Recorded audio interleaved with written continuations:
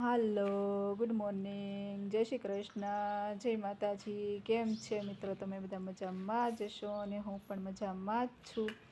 તો આપણે કેદીને ગાડી લેવું કરતા હતા, તો આજે ફાઇનલી આપણે લઈ લીધી છે ગાડી. તો અત્યારમાં આપણે કરી રહ્યા છીએ ગાડીનું મુહૂર્ત. તો અમારી રુઝી કરી રહી છે ગાડીનું મુહૂર્ત.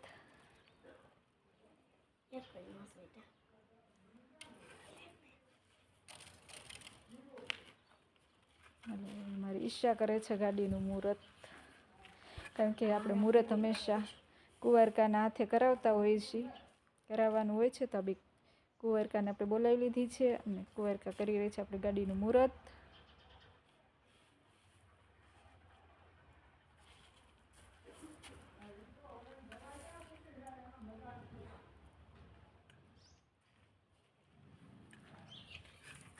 આપણે મસ્ત મજાનો ગાડીને પહેરાવી દીધો છે હાર.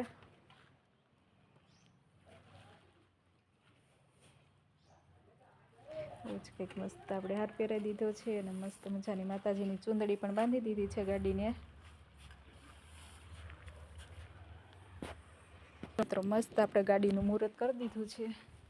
કંઈક મસ્ત હાર પહેરાવી દીધો છે અને સાથીઓ દોરી નાખ્યો છે અને ચૂંદડી બાંધી દીધી. અને આવી જ કંઈક મસ્ત આપણે ગાડી લઈ લીધી છે હોન્ડા.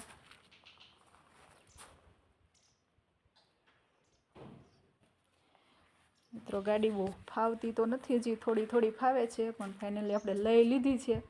હવે માતાજી જો શીખવાડી દે, માતાજીને દે ધીમે ધીમે શીખી જઈશું. કારણ કે આપણે ક્યાંક બહાર જવું હોય તે ગાડીનું બહુ ઓલું થતું હતું. તો ફાઇનલી હવે લઈ લીધી ગાડી. કીધું લેવું કરતા હતા આજકાલ, પણ આજે તો મેં કીધું હાલો હવે લઈ જ લેવી. તો લઈ લીધી છે ફાઇનલી આપણે ગાડી. તો મિત્રો જેટલી મારે ગાડી લેવાની ઉતાવળ નહોતી ને, એટલી ગાડીની ઉતાવળ મારા ફઈને ને મારા બેનને હતી. કારણ કે એ રોજે મને એમ કહેતા કે તું વાડી હાલીને જાશું તો ગાડી લઈ લે. એટલે બહુ બધા કે કરતા હતા, એટલા માટે મેં ગાડી લઈ લીધી. અને મારી ઈચ્છા એવી હતી કે મારા પપ્પા જે થોડી ઘણી મિલકત મૂકીને ગયા છે એમાંથી ગાડી નહોતી લેવી. મારી ઈચ્છા એવી હતી કે હું ખુદ, ભલે જમીન વાવવા દઈ દીધી છે, પણ હું ખુદ આટો ફેરો મારી આ વર્ષે જે ઉપજ આવી એ મેં સિંગ વેચી અને એ પૈસામાંથી મેં ગાડી લીધી. એટલે કહેવાનો મિનિંગ એ છે કે આપણા બાપ દાદા જે થોડી ઘણી મિલકત મૂકી ગયા હોય એને સાચવીને રાખવી, કે ન એને આપણા મોજ શોખ માટે આપણે ઉડાવી નાખવી. કારણ કે ભવિષ્યમાં ક્યારે શું સમય આવીને ઊભો રહે એ કોઈને ખબર નથી હોતી. એટલે થોડી ઘણી મિલકત બચાવેલી હોય તો એ આપણે હોકારો આપે ત્યારે. એટલે ઘણા લોકો એવું હોય છે કે પોતાના મા બાપ જે મિલકત રળીને મૂકીને ગયા હોય, પછી ગયા પછી મિલકતને જેમ ફાવે એમ વેડફી નાખતા હોય છે. પણ બને ત્યાં લગી ક્યારેય એ મિલકતને વેડફવી નહીં. આપણી બાપ દાદાની પછી જમીન હોય તોય ભલે અને રળેલી મિલકત હોય તો પણ ભલે. કારણ કે જો આપણી સાચવીને રાખી છે તો ભવિષ્યમાં ક્યારેક પડી હશે, કોઈ આપણી માથે એવું સંકટ આવશે, કોઈ એવો સમય આવશે તો એ આપણને હોકારો આપશે. એટલા માટે અને મા બાપને પણ થોડી ઘણી તમારા બાળકો માટે તમારી જે ભલે જે વ્યવસાય કરતા હોય એમાંથી થોડી ઘણી બચત કરી અને તમારા બાળકો માટે મૂકતા જાઓ. કારણ કે ભયંકર અત્યારના રોગ, આ ઝડપી વાહનમાં ક્યારે શું થઈ જાય કોઈને પણ ખબર નથી હોતી. તો થોડી ઘણી તમારી બસાવેલી મિલકત હશે તો એ તમારા બાળકોને પાછળ કામ આવશે, કે તમારા બાળકોને કોઈ આગળ લાંબો હાથ નહીં કરવો પડે. એટલા માટે જે તમારો કોઈ વ્યવસાય હોય એમાંથી 10% તમે બચત કરી અને મૂકો તો ભવિષ્યમાં તમારા બાળકોની કામ આવે. એટલા માટે કારણ કે મારા પપ્પા એને જાત મહેનત કરી અને કાળી મજૂરી રાત દિવસ કામ કર્યું અને થોડી ઘણી જે મિલકત ભેગી થઈ એ મૂકીને ગયા. તો અત્યારે અમારે કોઈ દિવસ કોઈ આગળ લાંબો હાથ નથી કરવો પડે એમ. એટલા માટે એ મિલકતમાંથી બને ત્યાં લગી પૈસો ઓછો પણ નહીં કરવાનો. કારણ કે એ આપણને મૂકીને ગયા છે તો એનો મતલબ એ નથી કે એને ગયા પછી આપણે મિલકત વેડફી નાખવાની એમ.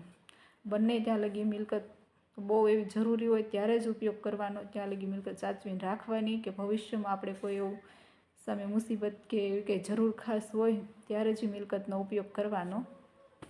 એટલા માટે કારણ કે આપણે જો ઘણા મા બાપ એવા હોય છે કે પોતાનો મોજ શોખ હાટુથી ખાઈ પીને જલસા કરે, કામ કરે નહીં, અને એની બાપ દાદાની જે મિલકત હોય એ વેચીને ખાઈ જાય. પછી એના બાળકોને કાલ ભવિષ્યમાં કાંઈ એવી સંકટ આવે તો શું કરવાનું એમ.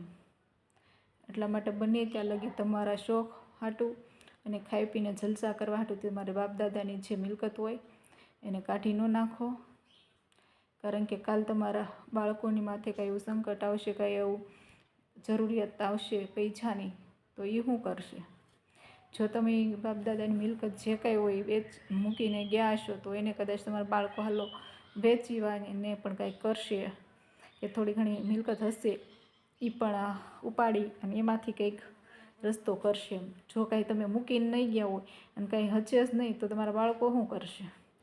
મા બાપની પણ ફરજ છે કે થોડી ઘણી તમે જે કંઈ કમાણી કરતા હો એમાંથી બચત કરી અને બાળકો માટે સાચવો. અને બાળકોની પણ ફરજ છે કે જે આપણે મા બાપ થોડી ઘણી મિલકત આપણી બાપ દાદાને જમીન આ તે કે રળેલી મૂકીને ગયા હોય એને જેમ ફાવે એમ તમારા મોજ શોખ માટે વાપરી ન નાખો. એને બચત કરી અને એક સાચવીને મૂકી દો. કારણ કે ભવિષ્યમાં કોઈ આપણી માથે એવું મોટું સંકટ કે એવી ખાસ જરૂર પડે ત્યારે આપણને ઉપયોગમાં આવે. એટલા માટે તો મારું તો કહેવાનું એવું છે કે આપણા બાપ દાદાની જે મિલકત હોય એને આપણા મોજ શોખ માટે કેવી રીતે વેડફી નહીં નાખવાની, એને સાચવીને રાખવાની. એટલે ભવિષ્યમાં ક્યારે પણ આપણે જરૂર પડે તો એ આપણને હોકારો આપે. તો તમારું શું કહેવાનું થાય છે એ કોમેન્ટ કરીને કહેજો. અને નવા નવા બ્લોગ જોવા માટે બ્લોગમાં બના રહેજો. કાલે મળશું નવા બ્લોગમાં. ત્યાં લગી બાય બાય.